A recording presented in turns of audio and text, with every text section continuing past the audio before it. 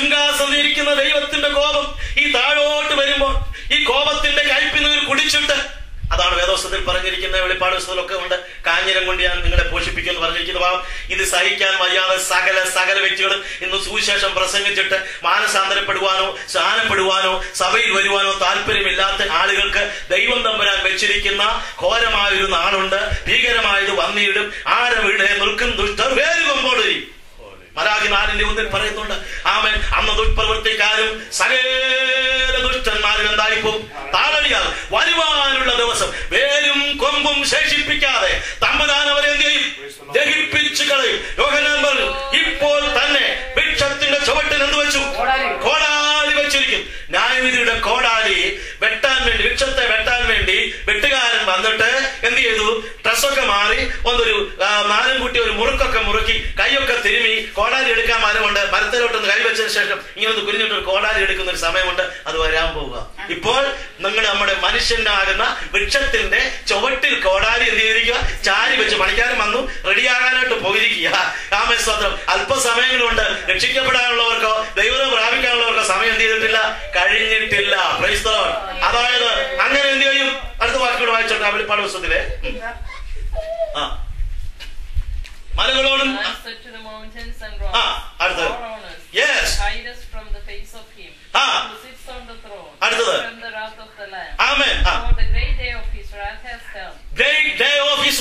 മഹോദരകാലം എന്ന് പറഞ്ഞാൽ എന്താണ്? ദൈവത്തിന്റെ കോപ ദിവസം. ആമേൻ. ദൈവത്തിന്റെ കോപം. ഈ കോപ ദിവസത്തിൽ എന്ത് ചെയ്തറിയാമോ? വേദപുസ്തകത്തിലെ യെശയ്യാ പ്രവാചകൻ ഇങ്ങനെ പറയുന്നുണ്ട്. അന്നാണ്, അതായത് ദൈവത്തിന്റെ കോപ ദിവസത്തിൽ യെശയ്യാ പ്രവചനം 2-ാം അധ്യായത്തിന്റെ 18-ാമത്തെ വാക്യം വായിച്ചാട്ടെ. ആമേൻ. യെശയ്യാ പ്രവചനം 18-ാമത്തെ വാക്യം. അതായത് വിഗ്രഹങ്ങളിൽ ആശ്രയിക്കുന്ന സകല വ്യക്തികളും അവരാശ്രയിക്കുന്ന സകല വിഗ്രഹങ്ങളും വലിച്ചെറിയാൻ പോവാന്ന്. അവര് അന്ന് വരെയും അപ്പായെന്നോ അമ്മയെന്നോ ഒക്കെ വിളിച്ച് മെഴുകുതിരിയും കത്തിച്ച് എണ്ണയും ഒഴിച്ച് തൊഴുതുകൊണ്ട് നിന്നായിരിക്കുന്ന ദൈവങ്ങളൊക്കെ എന്ത് ചെയ്യും? അവരെ കൈവിടാൻ പോവുക. അടുത്ത വായിച്ചാട്ടെ. യെശയ്യാ 2:18 വാക്യം. മിഥ്യാമൂർത്തികളോ അടുത്തത് യഹോവ ഭൂമിയെ നടുക്കുവാൻ എഴുന്നേൽക്കുമ്പോൾ ദൈവത്തിന്റെ കോപത്തിന്റെ ഭയങ്കരത്വം നിമിത്തം അവന്റെ മഹിമയുടെ പ്രഭ നിമിത്തം പാറകളിലും ഗുഹകളിലും മണ്ണിന്റെ പോത്തിലും തൊരപ്പനൽ കയറിയിരിക്കുന്നത് പോലെ മണ്ണിന്റെ പൊത്തിലും ദൈവം തമ്പുരാനെ ഒളിച്ച് മനുഷ്യൻ പാത്തിരിക്കും. അടുത്തത് എഴുന്നേൽക്കുമ്പോൾ അവന്റെ ഭയങ്കരത്വം നിമിത്തം അവന്റെ മഹിമയുടെ പ്രഭ നിമിത്തം വിള്ളലുകളിലും അവൻ കേൾക്കുന്നതും എന്തോ ചെയ്യുന്നറിയാമോ? തങ്ങൾ നമസ്കരിക്കാനുണ്ടാക്കിയ വെള്ളി കൊണ്ടും പൊന്നുകൊണ്ടും ഉണ്ടാക്കിയ സകല വിദ്യാമൂർത്തികളെയും ആ നാളിൽ തൊരപ്പൻ എലിക്കും നരിച്ചീറിന് കൊടുക്കും. അന്ന് വരെ ഗുരുവായൂരപ്പ, മറിയാമ്മ, പുണ്യവാളച്ച എന്നൊക്കെ പറഞ്ഞ് തിരിയും കത്തിച്ച് പെരക്കകത്ത് എന്ത് ചെയ്തു? ദൈവമേ എന്ന് വിളിച്ചു കാര്യങ്ങളൊക്കെ സാധിക്കുമെന്ന് പറഞ്ഞ് ഒരു പ്രത്യേക പൂജാമുറി ഉണ്ടാക്കി. ക്രിസ്ത്യാനി ആകട്ടെ, ഏതോ ആകട്ടെ, അക്രൈസ്തവനാകട്ടെ, എല്ലാവരും വെച്ചിരിക്കുന്ന വിഗ്രഹങ്ങൾ അന്ന് അവർക്ക് മനസ്സിലായി. ഞാൻ ഉണ്ടാക്കി വെച്ചിരിക്കുന്ന ഈ കുന്തം ഒന്നും എന്ത് ചെയ്യത്തില്ല, ഞങ്ങളെ സഹായിക്കത്തില്ല, ഇതല്ല ദൈവമെന്ന് മനസ്സിലാകുമ്പോൾ എന്ത് ചെയ്യുക? ഈ കുന്തം ഇതിനെല്ലാം എടുത്തിട്ട് എന്ത് ചെയ്യുന്നറിയാമോ? ഗാർബേജിന്റെ അകത്ത്, ട്രാഷിന്റെ അകത്ത്, വേസ്റ്റ് നമ്മുടെ കിച്ചന്റെ അകത്തുനിന്നും ഒക്കെ എടുത്തോണ്ട് കൊണ്ടുവച്ച് ഈ മുനിസിപ്പാലിറ്റിക്കാർക്ക് വണ്ടി വരുന്നവർക്ക് കൊടുക്കുന്നത് പോലെ ഇതുവരെയും ദൈവമേ എന്ന് വിളിച്ച പുള്ളികളെ എല്ലാം എന്ത് ചെയ്യുന്നറിയാമോ? പ്ലാസ്റ്റിക് ചാക്കിന്റെ അകത്താക്കി, കറുത്ത ബാഗുകളാക്കി, വേസ്റ്റിന്റെ അകത്ത്, ചവിട്ടിന്റെ അകത്ത് ഒതുക്കി എടുത്തിട്ട് എന്ത് ചെയ്യുന്നറിയാമോ? വലിച്ചെറി. ഒരു വാക്കുകൾ വായിക്ക്. 30 യെശയ്യാ 30:22 വരാൻ പോകുന്നു. ദൈവം ആരാണെന്ന് അറിയാൻ പോവാ. യെശയ്യാ 30:22 വായിച്ച് എന്താ സംഭവം? ഐസിയ 30:22 ഇംഗ്ലീഷിലൂടെ വായിക്കണം. 30:22 30:22 വായിക്കാം. ദൈവത്തിന്റെ കോപം വരുമ്പോൾ എന്ത് സംഭവിക്കുന്നു? 30:22. You will also defy the covering of your images of silver and the ornament of your molded images of gold. Oh, molded images of God. You will throw them away. You will throw them away as an unclean thing. As an unclean thing.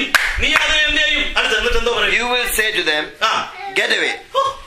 എനിക്ക് അതിനകത്ത് രസമതാ. വലിച്ചെറിയുന്ന കൂട്ടത്തിൽ പറയും. മലയാളത്തിൽ കൂടെ വായിച്ചെന്നെ വെള്ളി പൊതിഞ്ഞിരിക്കുന്ന ബിംബങ്ങളെയും പൊന്നു പൊതിഞ്ഞിരിക്കുന്ന വിഗ്രഹങ്ങളെയും നിങ്ങൾ അശുദ്ധമാക്കും. അവയെ മലിനമായിരിക്കുന്ന ഒരു വസ്തു പോലെ എറിഞ്ഞുകളയും. എന്നിട്ട് എന്താ പറയും? ഇത്രയും നാൾ ഞങ്ങളെ കളിപ്പിച്ച് ദൈവമാണെന്ന് പറഞ്ഞ് എന്ത് ചെയ്തു? പെരയ്ക്കകത്തിരുന്നു. ഞങ്ങളെ സ്നാനപ്പെടുവാനും രക്ഷിക്കപ്പെടുവാനും അമ്മയോട് ബൈബിൾ ക്ലാസ് നടത്താനും ഒക്കെ വിളിച്ചതാണ്. അന്നേരം ഒക്കെ പറഞ്ഞു, സ്തോത്രം, ഇതൊന്നും അല്ല ദൈവം, പുണ്യവാളനാണ് ദൈവം, അതിനെ വിട്ടുപോയാൽ പള്ളിയുടെ ശാപം ഉണ്ടാകും, പോകരുത് എന്നൊക്കെ പറഞ്ഞ് നീ ഞങ്ങളെ ബന്ധിച്ചു വെച്ചു. ഞങ്ങൾക്ക് ഇപ്പൊ മനസ്സിലായി നീ ദൈവമല്ലെന്ന്. ഇപ്പൊ ഞങ്ങൾക്ക് രക്ഷപ്പെടാൻ യാതൊരു വഴിയില്ലെന്ന് പറഞ്ഞ് ചവിട്ടി പുറത്തു കളയും. ഇന്ന് ഇതിനെ പുറത്താക്കിയ ദൈവത്തെ സ്തുതിച്ചേ. ഇതൊന്ന് വായിച്ച് കേൾപ്പിക്കണം മറ്റുള്ളവർ. വിഗ്രഹത്തെ ആരാധിക്കുന്നവനല്ല അവൻ. അത് ഹിന്ദുവാണ്, ക്രിസ്ത്യാനിയാണ്, സകലം എല്ലാ ദൈവങ്ങളെയും തമ്പുരാൻ ന്യായവിധിക്കുന്ന ഒരു ദിവസമുണ്ട്. ആമേൻ, സ്തോത്രം. കാർപ്പയിനകത്തേക്ക് കേട്ടവേ എന്ന് പറഞ്ഞുകൊണ്ടാ ഈ ദേഷ്യം മുഴുവൻ തീർക്കുന്നത്. ക്രൈസ്തവ കാരണം ഇത്രയും നാൾ ഞങ്ങളെ വഞ്ചിച്ചു. ക്രൈസ്തവ വിഗ്രഹാരാധനയ്ക്കകത്ത് വഞ്ചിക്കപ്പെടുകയോ അതിന്റെ അകത്തുനിന്ന് എന്തെങ്കിലും കാര്യങ്ങൾ സാധിക്കുകയോ ചെയ്തിട്ടുണ്ടെങ്കിൽ ഒരുപക്ഷെ നിങ്ങൾക്ക് ഒരു കാര്യം സാധിച്ചു തരും. എന്താണെന്നറിയാമോ? വയറ്റുവേദന മാറാൻ വേണ്ടിയാണ് നേർച്ചയിടാൻ പോയത്. സ്തോത്രം. ചെന്നപ്പോൾ വയറ്റുവേദന മാറി, പക്ഷെ തിരിച്ചു വന്നപ്പോൾ മാറാത്ത നടുവേദന. കാരണം എന്താണെന്നറിയാമോ? ചില പ്രത്യേകമായിരിക്കുന്ന സാധനം വാങ്ങിക്കുമ്പോൾ ഓഫർ തരും, പിന്നെ ഒരെണ്ണം കൂടെ തരും, പിന്നെ അവിടെ ചെല്ലാൻ വേണ്ടി അവിടെ പിന്നെ ഓഫർ കിട്ടും. ഈ കടയിൽ പറ്റുപടി പോലെ ഒരിക്കലും ഈ കസ്റ്റമർ എന്ത് ചെയ്യരുത്, വിടാതെ ഫോളോ ചെയ്യുന്നത് പോലെ ഈ അമ്പലത്തിൽ ഒന്ന് പോയി എണ്ണ കൊടുത്തു. അപ്പോൾ എന്ത് ചെയ്തു? അസുഖം മാറി. ഞങ്ങൾ ഒത്തിരി പോയി പ്രാർത്ഥിച്ചു, പാസ്റ്റർമാരൊക്കെ വന്ന് പ്രാർത്ഥിച്ചു, എന്നിട്ട് ശരിയായില്ല. പിന്നെ എവിടെ പോയി? ഞങ്ങൾ ഇന്നടത്ത് പോയി. പോകാൻ ഒത്തിരിയും ശബരിമല പോകുന്ന ഒരാളെ എന്ത് ചെയ്തു? കൊടുത്തയച്ചു. ശരവണ ഞങ്ങൾക്ക് കൊണ്ടു തന്നു. ഞങ്ങൾ എന്ത് ചെയ്തു? അയ്യപ്പനെ വിളിച്ചാൽ കഴിച്ചു, ഞങ്ങൾക്ക് സുഖമായി. സ്തോത്രം. ആമേ എന്നവർ പറയും. പിന്നീട് എന്ത് ചെയ്യും? കൊടുത്തയക്കും. കാരണം എന്താ? സാത്താൻ ഒരു ആഗ്രഹമുണ്ട്. എല്ലാവരും ഒരു കസ്റ്റമറെ ഒരിക്കൽ കിട്ടിയാൽ എന്ത് ചെയ്യത്തില്ല, ഒരിക്കലും ഇടത്തില്ല. കസ്റ്റമറുടെ സാറ്റിസ്ഫാക്ഷന് വേണ്ടി അവന് മാക്സിമം ചെയ്യും. അപ്പൊ ആദ്യം വയറ്റുവേദന മാറി എന്ത് ചെയ്തു?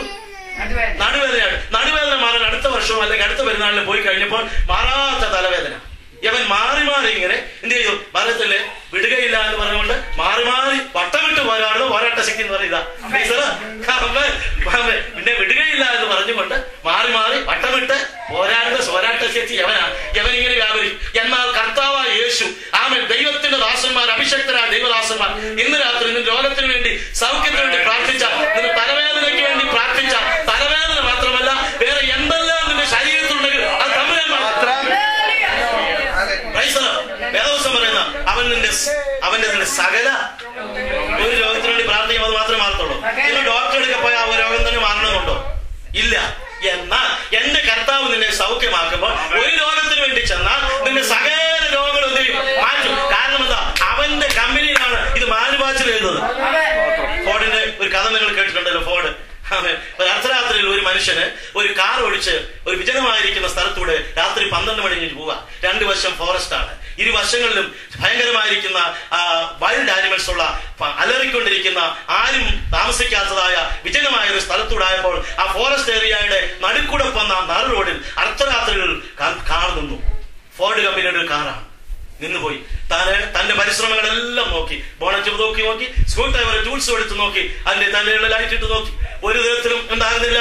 ഈ കാർ ശരിയാകാനായിട്ട് കഴിയുന്നില്ല. വളരെ വിഷമിച്ചു. അല്പസമയം കഴിഞ്ഞാൽ കൊള്ളക്കാർ വരും, കള്ളന്മാർ വരും, ദുഷ്ടമൃഗങ്ങൾ തന്നെ പിടിച്ചുകൊണ്ടുപോകും. ഇങ്ങനെ ഇരിക്കും. ദൂരെ ഒരു കാർ വരുന്നു കണ്ടു. വളരെ ദയനീയമായ രീതിയിൽ താൻ ഇങ്ങനെ കൈ കാണിച്ചപ്പോൾ ആ മനുഷ്യൻ കാർ നിർത്തി. വയോവൃദ്ധനായിരിക്കുന്ന മനുഷ്യൻ ഇറങ്ങി വന്നു. അദ്ദേഹം വന്നു. എന്താണ്? എന്റെ കാർ സ്റ്റാർട്ടാകുന്നില്ല. അദ്ദേഹം മണിക്കൂറുകളും അധ്വാനിച്ചിട്ട് സ്റ്റാർട്ടാകാത്ത കാർ. ഈ മനുഷ്യൻ അങ്ങോട്ടും ഇങ്ങോട്ടും സ്കൂട്ടർ കൊണ്ട് സ്പാനർ കൊണ്ടും 2 മിനിറ്റുകൊണ്ടൊന്ന് തിരിച്ചതിന് ശേഷം കയറി സ്റ്റാർട്ടാക്കാൻ പറഞ്ഞു. വണ്ടി സ്റ്റാർട്ടാക്കിയപ്പോൾ ചോദിച്ചു, വാട്ട്സ് യുവർ നെയിം? താങ്കളുടെ പേരാണ്. My name is Ford. എന്റെ തലച്ചോറിലാണ് ഈ കാർ ഡിസൈൻ ചെയ്തത്. ഇന്ന് രാത്രി പറയട്ടെ, എന്നെ ഡിസൈൻ ചെയ്തത് ആരുടെ തലച്ചോറില്ല? ആ ഡോക്ടർ നിന്നെ സൗഖ്യമാക്കിയാൽ അവനറിയാം നിന്റെ ഡോക്ടർ ഇന്ന് നിനക്ക് കാണുന്ന രോഗം അവർ ഒബ്സർവേഷന്റെ അകത്ത് ചിന്തിച്ചുകൊണ്ടിരിക്കുക, അതല്ല നിന്റെ രോഗം. എന്നാൽ എന്റെ യേശു നിന്നെ കാണുമ്പോൾ നിന്റെ ശരീരത്തിന്റെ രോഗമുള്ള ഭാഗം ശരിയായിട്ട് കാണുന്നവനാണ്, അവർദ്യമല്ല മോചിക്കുന്നവനാണ്. ദൈവത്തിന്റെ കോപം വരുന്ന ആ മഹോദ്രവകാലത്ത് മനുഷ്യൻ വിഗ്രഹങ്ങളെ ഉപേക്ഷിച്ച് ആമേൻ നിലവിളിക്കും എന്നാണ് നമ്മളിവിടെ കാണുവാനായിട്ട് കഴിഞ്ഞത്. ഇനി മലാഖിയുടെ പുസ്തകത്തിലേക്ക് ഈ മഹോദ്രകാലത്തെ കുറിച്ച് കിടന്ന ഒരു കാര്യം കൂടെ ചിന്തിക്കാം. മലാഖി 3:2-3 വാക്യങ്ങൾ കഴിഞ്ഞ പ്രാവശ്യത്തെ മീറ്റിംഗ് നമ്മളൊന്ന് തൊട്ടൊന്നും പോവാൻ ഇടയായിത്തീർന്നു. ഇതെന്താണ്?